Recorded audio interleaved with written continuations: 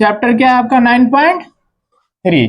Question number 6, Kapil ने एक scooter खरीदने के लिए बैंक से 2500 रुपया 10% की दर से उधार लेता है। ठीक है, यानी इसका पी जो है से मूलधन कितना दिया हुआ है, 2500 रुपया दिया हुआ है। ठीक है, कितना रेट है इसका, कितने रेट पर लेता है उधार, 10%। ठीक है ना, 10% वार्षिक दर से क्या करता है, उधार लिया है। जबकि ब्याज वार्षिक संयोजित होता है। ब्याज क्या है, वार्षिक संयोजित होता है। टाइम दिया हुआ है आपका 2 वर्ष, टाइम यानी एन, 2 वर्ष 4 महीना। ठीक है, 2 वर्ष 4 महीना के अंत में उधार चुकता करने के लिए उसे कितनी राशि का भुगतान करना पड़ेगा। तो चलिए सबसे पहले यहाँ पे हम इसको क्या करते हैं, सॉल्व करते हैं। ठीक है, पी कितना दिया हुआ है 2500, आर कितना है, आर 10% है, टाइम 2 वर्ष 4 महीना। तो पहले क्या कीजिए, पहले 2 वर्ष के लिए, ठीक है, 2 वर्ष के लिए क्या निकालते हैं, मिश्र धन। क्या निकाल रहे हैं, मिश्र धन निकाल लेते हैं। फॉर्मूला क्या होता है, P इंटू 1 प्लस आर बटा 100 का पावर n। P कितना है 2500, 1 प्लस आर कितना है 10% पावर n। n कितना है, कितना वर्ष लिए हैं, 2 वर्ष लिए हैं। ठीक है, तो यहाँ पे कितना हो जाएगा 2, 2500। ठीक है, भिन्न का जोड़ कर दीजिए तो ये क्या हो जाएगा आपका 100, ये हो जाएगा 110 का पावर 2। अब यहाँ पे देखिए 2500 का कितने बार गुना होगा, ये स्क्वायर है ना, यानी 2 बार। 2 1 0 से 1 0 कट गया, 2 0 से 2 0 कट गया, सारा 0 कट गया, नीचे सारा कंप्लीट हो गया, सारा फाइनल हो गया। कितना बचा ऊपर में बताइए, तो ये आपका बच रहा है 25 गुना 11 गुना 11, 11 11 11 तीनों को गुना कीजिए, कितना आएगा बताइए जल्दी से, 30 25। ठीक है, ये क्या हुआ मिश्र धन, क्या हुआ मिश्र धन। इसको हम किस फॉर्मूला में बनाया है, चक्रवृद्धि ब्याज।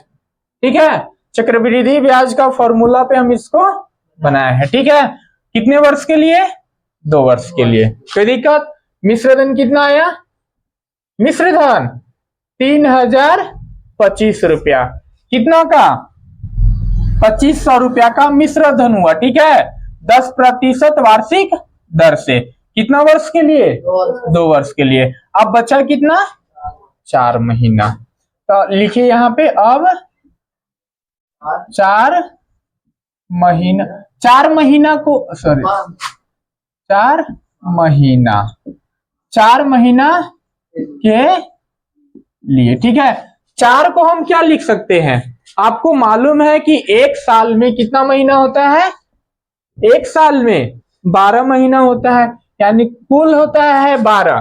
कुल कितना महीना होता है 12, और महीना कितना दिया हुआ यहाँ पे 4। ठीक है ना, यानी इसको हम अगर बट्टा में रखते हैं तो कितना हो जाएगा 1/3। समझ में आया ये, नहीं देखिए, जैसे आपका एग्जाम में मार्क्स मिलता है तो कुल मार्क्स कितना रहता है 100 का, तो नीचे जो कुल रहता है उसको लिखते हैं ना।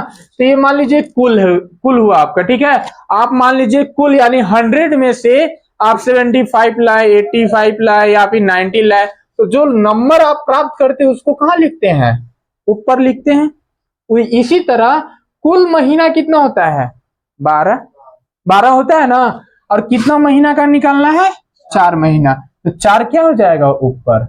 अब इसको काटेंगे, 4 एकम 4, 4 तिहाई 12, यानी महीना अगर बट्टा में इसको कन्वर्ट करेंगे तो क्या हो जाएगा 1/3। क्या हो जाएगा 1/3। तब यहाँ पे देखिए, इसको चक्रवृद्धि ब्याज पे बनाया है, इसको साधारण ब्याज पे बना देते हैं। ठीक है, यानी सिंपल इंटरेस्ट क्या हो जाएगा आपका PRT बटा 100। ठीक है ना।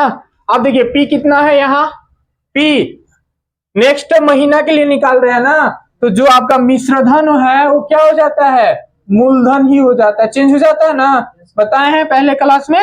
अब यहाँ पे देख लीजिए ये आपका P मूलधन कितना हो गया 30 25, R कितना है, तो R तो आपका सेम है 10% का 10%।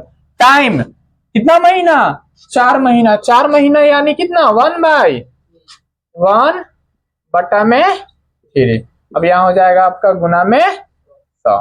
ठीक है, 1 0 से 1 0 कट गया, कटा। अब इसको काटिए आप, नहीं कटेगा, कटेगा 5 से काटिए, 5 से काटिए इसको, 5 दूना 10, इसको भी काटिए, कितना आ जाएगा बताइए, 6 पचे 30, 0 बैठाइए 50 25। ठीक है, कितना हो गया ये आपका 605 बटा 2 तिया 6। अब इसको भागा दीजिए, कितना आएगा, भागा दीजिए, भागा दीजिए जल्दी से।